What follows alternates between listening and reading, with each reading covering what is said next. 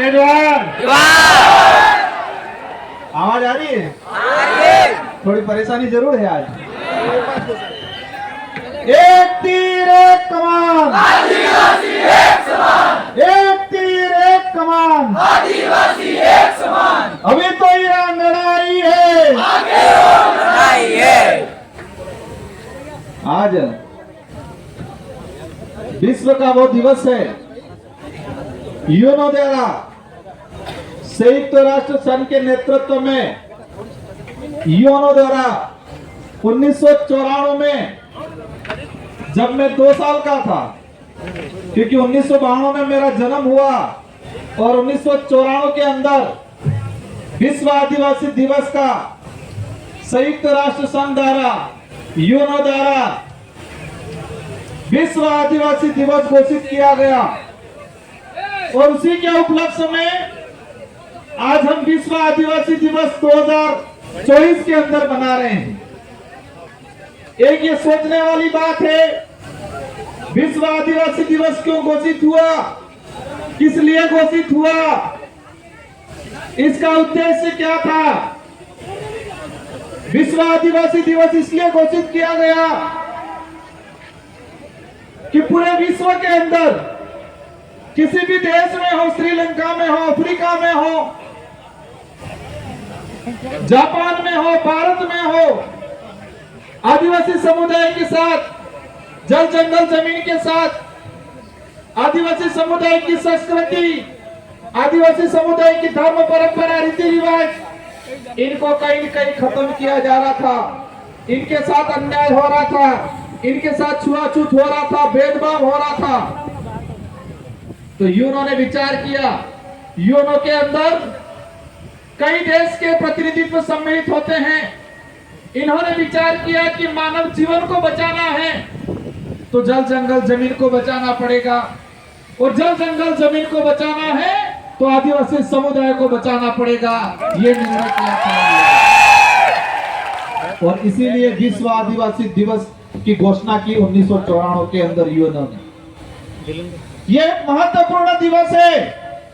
हमारे जितने जो त्योहार है, होली है, दिवाली है, रक्षाबंधन है, कोई भी त्योहार है, इन सारे त्योहार से सबसे बड़ा त्योहार ये विश्व आदिवासी दिवस है। मैं आदिवासी परिवार की विचारधारा भिल प्रदेश विद्यार्थी मोर्चा इस विचारधारा को धन्यवाद देता हूं कि हमारे इलाके के अंदर 2015 से यह संगठन ने काम किया, संघर्ष किया, जनता को बताया, नेता को बताया कि विश्व आदिवासी दिवस घोषित किया गया है यूएनओ के द्वारा 1994 में। 1994 से 2015 तक हमारे भारत के किसी भी कोने में नहीं मनाया जा रहा ढंग से। कोई भी सरकार, कोई भी नेता इस दिवस को मनाने के रुचि नहीं ले रहा है। और भिल प्रदेश विद्यार्थी मोर्चा, आदिवासी परिवार, अन्य सामाजिक संगठनों द्वारा शुरुआत किया। मुझे वह दिन याद आ रहा है कि डूंगरपुर जिले के अंदर 2016 में हम विश्व आदिवासी दिवस मनाने के लिए स्पोर्ट कॉम्प्लेक्स मांगा, लक्ष्मण मैदान मांगा, और प्रशासन ने हमको कहा कि ये दिवस नहीं मना सकते हो, हमको नहीं मनाने दिया। हमने गोकुलपुरा में जाके एक प्राइवेट आदमी की जमीन पे मनाया। सरकार ने कहा कि आप सरकारी किसी भी जमीन पे, किसी भी ग्राउंड में, किसी भी कार्यालय में विश्व आदिवासी नहीं मना सकते हो। 2015 की बात है। 2016 में हमने छोटे पैमाने पे मनाया, और उस कार्य को जो आज बरकरार है, इस विचारधारा को धन्यवाद देना चाहूंगा। उस विचारधारा की वजह से 2018 के अंदर डूंगरपुर जिले के अंदर इस विचारधारा ने ऐसा काम किया कि पूरा डूंगरपुर जाम हो गया। 2 से 3 लाख लोग आदिवासी समुदाय 9 अगस्त के दिन इकट्ठे हुए, और वसुंधरा सरकार थी, राजस्थान के अंदर वसुंधरा मैडम मुख्यमंत्री थी। उन तक मैसेज गया कि डूंगरपुर जिले के अंदर विश्व आदिवासी दिवस के दिन लाखों लोग एकत्रित हुए, पूरा जिला जाम हुआ, और उसी दौरान वसुंधरा मैडम ने ऐच्छिक अवकाश की घोषणा कर दी पूरे राजस्थान के अंदर विश्व आदिवासी दिवस। मैं इस इतिहास को और इस दिवस के महत्व को इसलिए बता रहा हूं कि हमें पता होना चाहिए कि विश्व आदिवासी दिवस कब बनाया, कब शुरू हुआ, किसकी मेहरबानी है। ये आप सबकी इस विचारधारा की, गोविंद गुरु महाराज की, संत सुरमाल महाराज की, मावजी महाराज की, मामा बालेश्वर की, इस तपोभूमि की, उनके विचारों की मेहरबानी की वजह से आज मनाया जा रहा है। क्योंकि हमारे इलाके में मावजी महाराज ने, गोविंद गुरु महाराज ने, मामा बालेश्वर ने इस समाज को जागृत नहीं किया होता तो हम यूनो द्वारा जो घोषित किया है दिवस, उसके बारे में नहीं पता चलता हम लोग। और 2018 के अंदर 84 की जनता ने मुझे जिता के भेजा, सागवाड़ा की जनता ने हमारे राम प्रसाद जी को भेजा और हम लोग जीत के गए विधानसभा के अंदर। 2019 में हमने अशोक गहलोत जी को कहा कि अगर आप आदिवासी हितैषी हो, यूनो द्वारा 1994 में विश्व आदिवासी दिवस घोषित किया गया है, तो आपको राजस्थान के अंदर इसको राजकीय अवकाश घोषित करना पड़ेगा। ये डिमांड रखी हमने और 2019 के अंदर ही तत्कालीन सरकार ने मजबूरी बनी कि हमने दबाव बनाया, हम 2 विधायक थे, दबाव बनाया और राजकीय अवकाश घोषित हुआ विश्व आदिवासी दिवस। ये उपलब्धि है। कुछ लोग कहते हैं, मैं इस मंच से राजनीतिक बात नहीं करना चाहता, लेकिन कुछ लोग कहते हैं कि क्या किया हमने, ये काम किया कि आज आप भी विश्व आदिवासी दिवस की छुट्टी लेके घर पे बैठे हो। अगर ये विचारधारा नहीं आती तो आज भी हमारे लोगों को, ये दूसरे पार्टी के लोग विश्व आदिवासी दिवस की जानकारी नहीं देते और कभी नहीं मनाते।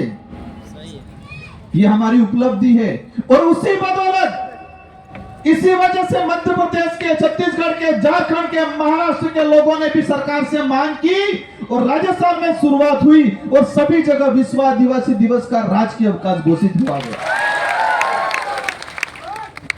लेकिन फिर भी तकलीफ है हमें।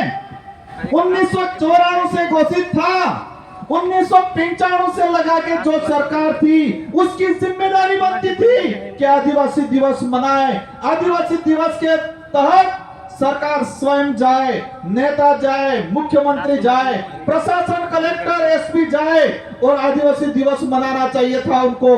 और उस दिन आदिवासियों के संवैधानिक अधिकार की जानकारी देनी चाहिए थी उन लोगों को। शेड्यूल 5 के अंदर आरक्षण का कितना प्रावधान है, पैसा एक्ट क्या है, रूढ़िगत ग्राम सभा का क्या पावर है, सरकार की क्या योजना है आदिवासी समुदाय के लिए, केंद्र सरकार कितना पैसे देती है टीएडी के तहत, राज्य सरकार कितना पैसा देती है, यह आदिवासी समुदाय को बताने की जरूरत थी, लेकिन इन लोगों ने नहीं बताया, आज तक नहीं बताया। और आज भी दुख की बात है, राजस्थान के अंदर सरकार है भाजपा की, मुख्यमंत्री है, हमारे टीएडी मंत्री बनाए हैं। हमें पता है हमारे एक विधायक की डेथ हुई सोलंबर की, हम भी शोक व्यक्त करते हैं, हमें भी तकलीफ है। लेकिन ये यूनो द्वारा राजकीय अवकाश घोषित किया गया था तो इनकी जिम्मेदारी बनती थी कि आदिवासियों के बीच में आए, आदिवासियों की समस्या जानते, आदिवासी कितना विस्थापित हो रहा है, राजस्थान में संविधान के आधार पर कितना आरक्षण होना चाहिए, कितना मिल रहा है, संवैधानिक जानकारी देने की जरूरत थी, आदिवासियों की समस्या सुनने की जरूरत थी आज के दिन। लेकिन आज वर्तमान में जो सरकार ने बैठे हैं, एक भी मंत्री समिति कहीं पर भी विश्व आदिवासी दिवस नहीं मना रहा और बात करते हैं कि हम आदिवासियों का भला चाहते हैं। कुछ लोग कहते हैं इस इलाके में माहौल बिगड़ गया है, सुना होगा आपने, क्या कहते हैं, माहौल बिगड़ गया है। मैं कहता हूं बिल्कुल तुम्हारा जो लूटने का तरीका था वो बिगड़ गया, इसको बिल्कुल आपकी नजरों में, आपकी सोच के हिसाब से आपका माहौल बिगड़ा है, क्योंकि तुम लूटते थे, तुम बेवकूफ बनाते थे, तुम जुमले फेंकते थे, आदिवासियों के हक अधिकार को बेचने का काम करते थे और ये समाज जाग गया है, समझ गया है, लड़ने को तैयार हो गया, इसलिए उनको लगता है माहौल बिगड़ गया। साथियों, मैं समझता हूं हमारे व्यवस्थापकों ने बहुत मेहनत की, दिल से रात दिन तपड़ रहे थे ये, लेकिन बारिश थोड़ी ज्यादा होगी इसलिए अव्यवस्था होगी। मैं समझ रहा हूं, मुझे तकलीफ है इस बात की, लेकिन बांसवाड़ा के इतिहास में पहली बार विश्व आदिवासी दिवस जिला मुख्यालय पे और इतने बड़े पैमाने पे मनाया जा रहा है, और आज उस इतिहास के आप गवाह हो, और आने वाली पीढ़ी इसी जिला मुख्यालय पे हम सब आने वाले साल धूमधाम तरीके से दोबारा मनाएंगे। और जितनी असुविधा हुई है, इन असुविधाओं को दूर करने का काम करेंगे आने वाले समय में। कुछ बड़े नेताओं का, कुछ हमारे समाज का सर्टिफिकेट लगा के नौकरी लग गए, वर्दी पहन ली, व्हाइट ड्रेस पहन ली, वो कहते थे हमको निमंत्रण नहीं आए। मैंने कहा भाई, मेरे या किसी की शादी नहीं है कि निमंत्रण भेजेंगे। हमारे पुरखों के संघर्षों की वजह से, हमारे पुरखों के लोकतांत्रिक गणराज्य व्यवस्था की वजह से युवाओं ने यह दिवस घोषित किया गया है। ये हमारा सबका दिवस है, ये किसी एक का कार्यक्रम नहीं है, ये हमारा सबका कार्यक्रम है। हमारी सबकी जिम्मेदारी बनती है कि हम विवेक से, हम स्वेच्छा से आए, इस दिवस को धूमधाम तरीके से मनाएं। एक बात तकलीफ होती है, आज विश्व आदिवासी दिवस का राजकीय अवकाश घोषित किया गया, कर्मचारी भाई घर पे जाके सो रहा होकर बाकरा के ही ने सब के ही सोए। अगर भाई ये विचारधारा ने काम नहीं किया होता, हमारे पुरखों ने संघर्ष नहीं किया होता, तो 1994 में यूएनओ द्वारा विश्व आदिवासी दिवस घोषित नहीं हुआ होता। और विश्व आदिवासी दिवस घोषित नहीं हुआ था तो हम 2015 से 18 तक संघर्ष नहीं करते, और हम संघर्ष नहीं करते तो हो सकता है विश्व आदिवासी दिवस की आज छुट्टी नहीं मिली होती, और तुम्हारे बॉस की गालियां सुनते होते, आज किसी फाइल को दिया होता, कोई काम दिया होता।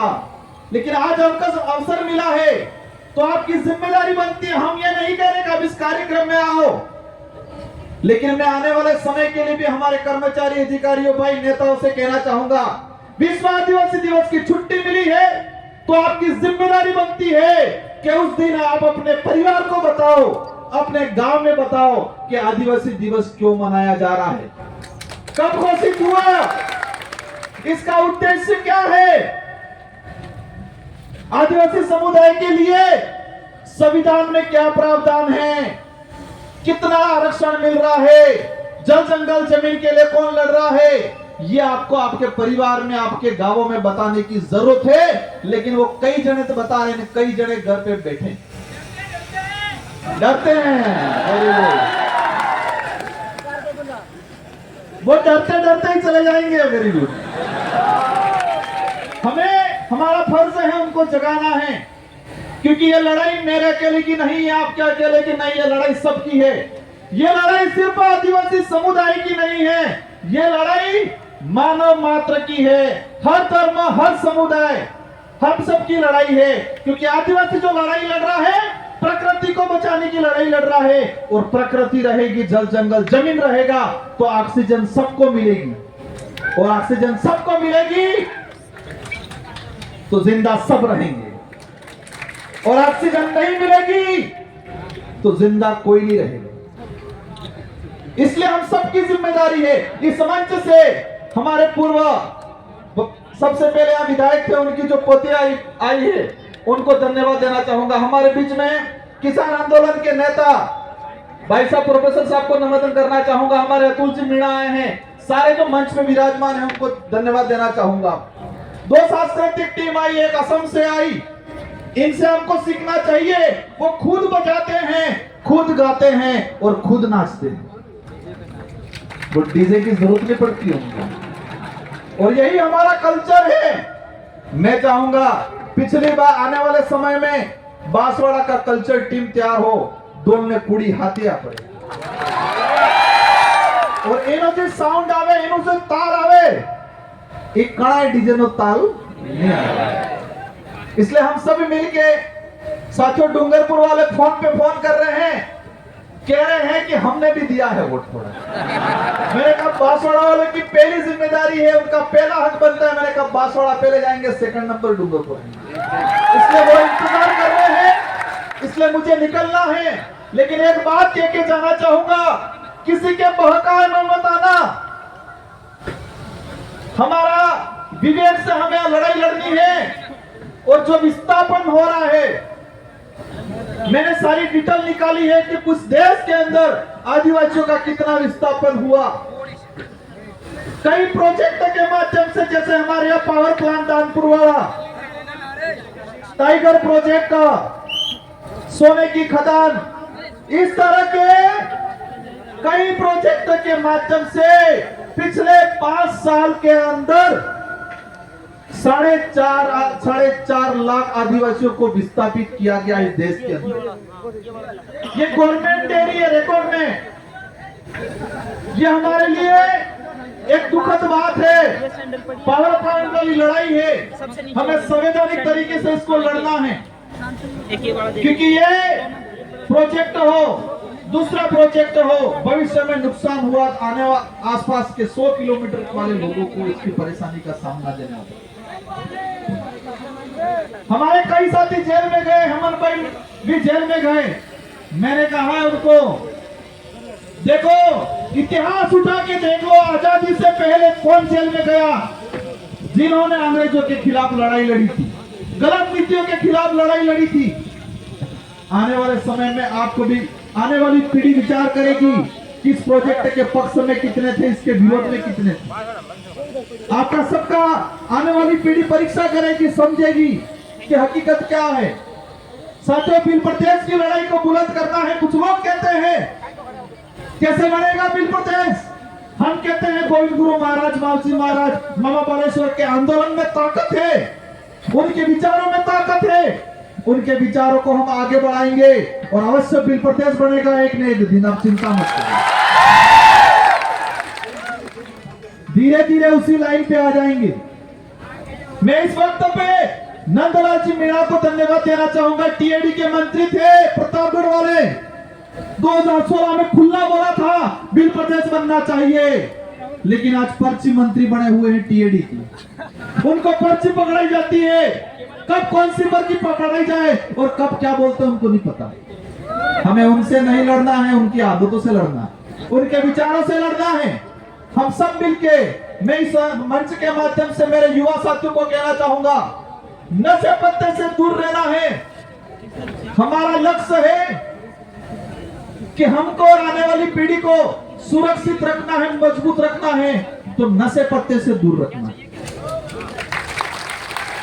हमें खा पी के मजबूत रहना है, क्योंकि शरीर मजबूत होगा तो दिमाग मजबूत होगा, और दिमाग मजबूत होगा तो हमारे हक अधिकार के लिए हम तैयारी के साथ लड़ाई लड़ेंगे। हमारे यहाँ से आरएस भी बनाएंगे, आईएएस भी बनाएंगे और आईपीएस भी बनाएंगे आने वाले समय के अंदर। शिक्षा के क्षेत्र में एक बड़ी क्रांति लाने का काम करेंगे हम सब मिलके। मुझे 5 साल मिले हैं, मैं कोशिश करूंगा, लेकिन आपको इसमें साथ देना है। हम इस इलाके के अंदर शिक्षा के क्षेत्र में, खेल के क्षेत्र में एक बड़ी क्रांति लाने का काम करेंगे। इसलिए आप सभी को खूब खूब धन्यवाद। जितने जो साथी आए हैं सबको शांतिपूर्वक तरीके से जाना है।